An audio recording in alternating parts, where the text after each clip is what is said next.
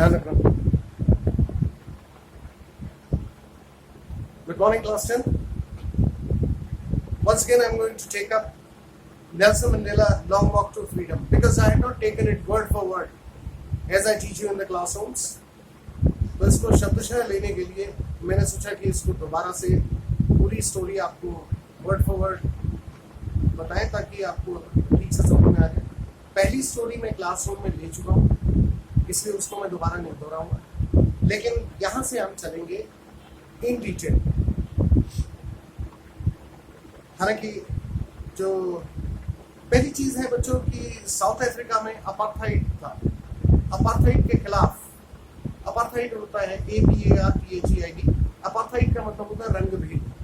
रंग भेद का मतलब यह है कि काले और गोरे में फर्क करना, यानी to differentiate between the black and the white people on the basis of the colour of their skin, उनकी स्किन के कलर के रूप में।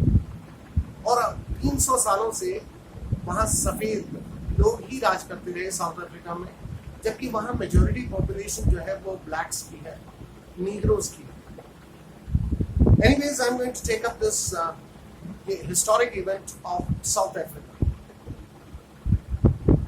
इसका टाइटल है Nelson Mandela long walk to freedom, और ये खुद नेल्सन मंडेला ने लिखी है। नेल्सन मंडेला का पूरा नाम भी यहाँ पे लिखा हुआ है कि Rolihlahla Mandela. Now Mandela becomes South Africa's first black president, यानी कि वो पहले प्रेसिडेंट बने साउथ अफ्रीका में।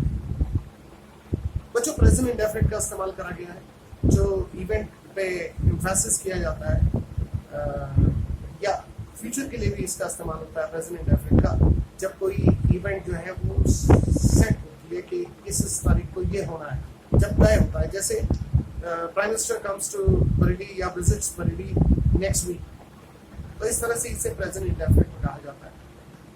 और इसी प्रकार अगर बहुत पास की इवेंट नहीं है, उसको भी अगर न्यूज़पेपर में हेडलाइन में आएगा वो, तो प्रेजेंट इंडेफिनिट में ही आता है। आप ऑब्जर्व करिएगा। Anyways, I am going to take up this lesson. Mandela becomes South Africa's first black president.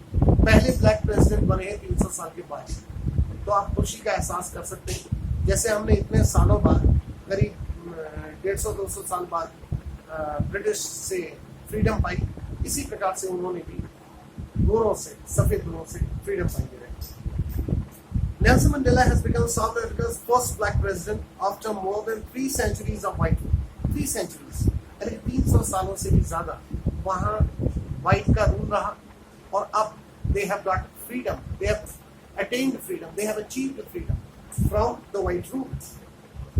Mr. Mandela's African National Congress, ये उनकी पार्टी का नाम है, African National Congress या ANC party, won 252 of the 400 seats in the first democratic elections of South Africa's history। यानी कि 400 में से 252 सीटें उस पार्टी को मिली, और उन्होंने फर्स्ट डेमोक्रेटिक इलेक्शंस, ये जो पहली डेमोक्रेटिक इलेक्शंस हुई, डेमोक्रेटिक इलेक्शंस का मतलब क्या हुआ कि जहां हर व्यक्ति को अधिकार है। आपको ध्यान होगा वो अब्राहम लिंकन का कोट के government for the people, by the people, of the people, ये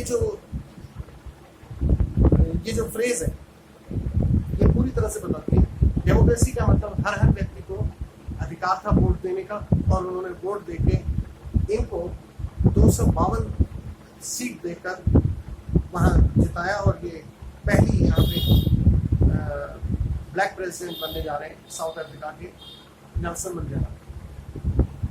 द इनॉग्रेशन सेरेमनी, यानी कि ओपनिंग सेरेमनी। इनॉग्रेशन का मतलब होता है ओपनिंग। हालांकि हम द इनॉग्रल जो कहा जाता है वो अमेरिकन प्रेसिडेंट के एड्रेस को कहा जाता है।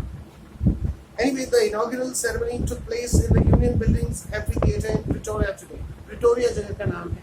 वहाँ पे एम्फीथिएटर में, एम्फीथिएटर क्या होता है बच्चों, जैसे स्टेडियम में देखा होगा आपने, चारों तरफ सीढ़ी नुमा सीट होती है, सीढ़ी बनी होती है, उन्हीं को सीट के तौर पर इस्तेमाल कराया। और फिर बीच में एक ग्राउंड होता है जिसमें सारी इवेंट्स होती है, उसे कहते हैं एम्फीथिएटर।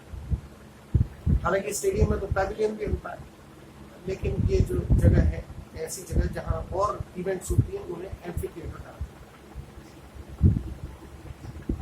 तो the inauguration ceremony took place in the union buildings amphitheatre in Pretoria today. Pretoria में ये करी गई, अटेंडेड बाय पॉलिटिशियंस, यानी कि कौन कौन लोग शामिल हुए, politicians and dignitaries.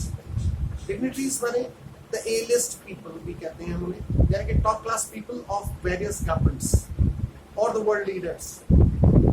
They were there from more than 140 countries around the world. 140 देशों से ज्यादा के प्रतिनिधि वहां पर थे। हालांकि दुनिया में 200 से ज्यादा देश हैं, तो 140 कंट्रीज के वहां प्रतिनिधि थे। Never never again with this beautiful land experience the operation of one by another. Sorry, said Nelson Mandela in his address. Nelson Mandela ने अपने एड्रेस में संबोधन में ये कहा कि नेवर नेवर अगेन, यानी कि आज के बाद कभी भी नहीं, एम्फसाइज किया इसने। विल दिस ब्यूटीफुल लैंड, यानी कि ये खूबसूरत धरती हमारी, experience the operation of one by another. Operation का मतलब टायरनी, यानी कि यहाँ पर किसी तरह का अत्याचार अब कभी भी नहीं होगा किसी के भी द्वारा, किसी का भी। ये नेल्सन मंडेला ने कहा अपने संबोधन में।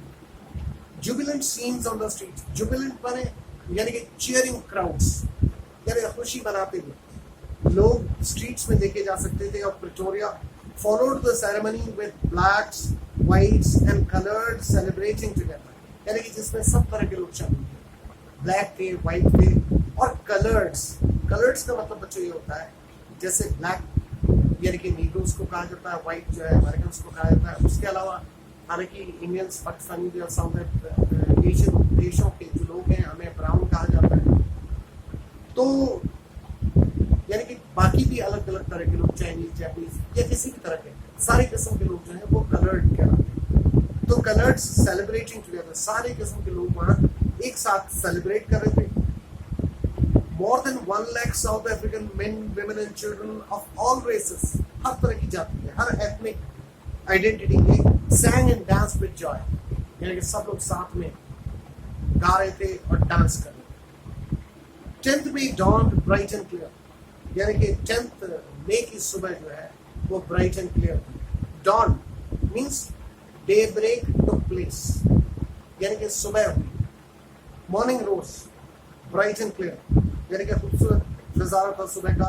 For the past few days I had been pleasantly besieged by dignitaries, यानी कि मैं pleasantly यानी कि खुशी खुशी सराउंडेड था, घिरा हुआ था dignitaries से, यानी कि टॉप लीडर्स से of and world leaders who were coming to pay their respects, जो अपनी हमारे साथ खुशी बांटने यहाँ आए हुए थे, हमें रेस्पेक्ट देने आए हुए थे। बिफोर द इनॉग्रेशन के पहले भी मैंने उनसे कई मुलाकातें की, यानी कि पिछले कई दिनों से ये सिलसिला चल रहा है। The inauguration would be the largest gathering ever of international leaders. International leaders की ये सबसे बड़ी गैदरिंग रही होगी, ये इतना जमावड़ा रहा होगा ऑन साउथ अफ्रीकन सॉइल में पहली बार। The ceremonies took place in the lovely sandstone theatre. Ceremonies means the rituals, the rites that are performed to observe a particular or a historic day. वो सारी चीजें जो चलती रही थी, जो प्रोसीडिंग्स उसकी थी, कार्रवाई जो चल रही थी, वो एक लवली सैंडस्टोन एम्फीथिएटर मैंने बताया जिसके चारों तरफ सीढ़ियां होती हैं और बीच में वो कार्यक्रम परफॉर्म होता है। और सैंडस्टोन थिएटर, बच्चों सैंडस्टोन जैसे कि हमारे यहाँ लाल किला वगैरह कई ऐतिहासिक बिल्डिंगों में सैंडस्टोन लगा हुआ है, तो उसकी बनी हुई बिल्डिंग थी प्रिटोरिया में। यूनियन बिल्डिंग्स इन प्रिटोरिया, यूनियन बिल्डिंग्स करके ब्लॉक है उसमें प्रिटोरिया के वहाँ आए। फॉर डिकेड्स यानी कि दशकों से, decade means 10 years time, for decades this had been the seat of white supremacy, यानी कि ये व्हाइट सुप्रीमेसी की सीट रही, यानी कि जो भी सुप्रीम पोजीशन में होता था वो व्हाइट ही होता था। And now it was the site of rainbow gathering, site नजारा था, ये नजारा नहीं बल्कि एक लोकेशन थी जहाँ पे rainbow gathering Rainbow gathering means wide spectrum of colors. Means a variety of people, blacks, whites, colored people, and all sorts of people. Gathering of different colors. Colors का मतलब यहाँ पे color of skin से है बच्चों, और फिर हालांकि कपड़ों से भी आप ले सकते हैं. And nations for the installation of South Africa's first democratic installation means implementation, यानी कि to put a government in place. ये आता है of South Africa's first democratic non-racial government. यहाँ पर पहली democratic प्रजातांत्रिक non-racial यानी कि जो रेस के हिसाब से नहीं चुनी गई, non-racial जिसमें रेस के प्रति भेदभाव नहीं होगा, ऐसी गवर्नमेंट चुनी गई. On that lovely autumn day, autumn बच्चों पतझड़ कहते हैं, when the trees shed their leaves, जब ट्रीज अपनी लीव्स छोड़ देते हैं, इसको अमेरिकन इंग्लिश में फॉल भी कहते हैं. So on that lovely autumn day I was accompanied by my daughter जिनानी. मेरे साथ मेरी डॉटर जिनानी भी थी, ऐसा नेल्सन मंडेला कहते हैं. On the podium mister de Klerk was first sworn in as second deputy president. और पोडियम पर बच्चों मैं आपको ये बात पहले भी बता चुका कि लेक्चर स्टैंड या पोडियम, लेक्टर्न भी कहते हैं उसे, लेक्चर स्टैंड भी कहते हैं, पोडियम भी कहते हैं. हालांकि आप ध्यान रखिएगा कि डायस उसे नहीं कहते हैं, जबकि कई सारे लोग उसे डायस भी कहते हैं. डायस अलग चीज है. डायस वो होता है जिस पर पोडियम रखा जाता है. तो mister de Klerk was first sworn in as second deputy president. वो पहले डेप्यूटी प्रेसिडेंट चुने गए. बच्चों इसे डिप्टी प्रोनाउंस नहीं करते हैं जैसा कि हम हिंदी में करते हैं, इसे डेप्यूटी प्रेसिडेंट कहते हैं. और then Thabo Mbeki was sworn in as first deputy president. उसके बाद Thabo Mbeki was sworn in, उनको शपथ दिलाई गई फर्स्ट डेप्यूटी प्रेसिडेंट. ये स्वेरिंग इन सेरेमनी होती है बच्चों. स्वेरिंग इन या प्लेज टेकिंग भी कहते हैं, ओथ टेकिंग सेरेमनी भी कहते हैं इसे, यानी कि शपथ ग्रहण समारोह जिसे कहते हैं. When it was my turn, जब मेरी बारी आई तो I pledged to obey and uphold the constitution. मैंने कहा कि मैं अपने संविधान की को ओबे करूंगा और इसको अपहोल्ड करूंगा, यानी कि I'll try to keep it at most in my respect and to devote myself to the well-being of the republic, and I'll devote my life to the well-being and the welfare of the people. यानी कि I'll do what I can for the people of my country. मैं अपने देश के लिए, देश के लोगों के लिए, उनका भला करने के लिए प्रतिबद्ध हूँ. प्रतिबद्ध. I pledge to the assembled guests and the watching world, I said. और फिर पूरी दुनिया के लोगों से खिताब करते हुए, उनको संबोधित करते हुए मैंने कहा कि today all of us do by our presence here, यानी कि हम सब लोग अपनी उपस्थिति से यहाँ पर confer glory and hope to liberty, हम एक नई जन्मी हुई लिबर्टी को यानी कि स्वतंत्रता को हम लोग एक नई आशा की किरण दे रहे हैं. Out of the experience of an ordinary human disaster. बच्चों ह्यूमन डिजास्टर यहाँ पर ये नहीं है कि ह्यूमंस ने कोई ऐसी गलती कर दी हो जिससे कोई तबाही हो गई.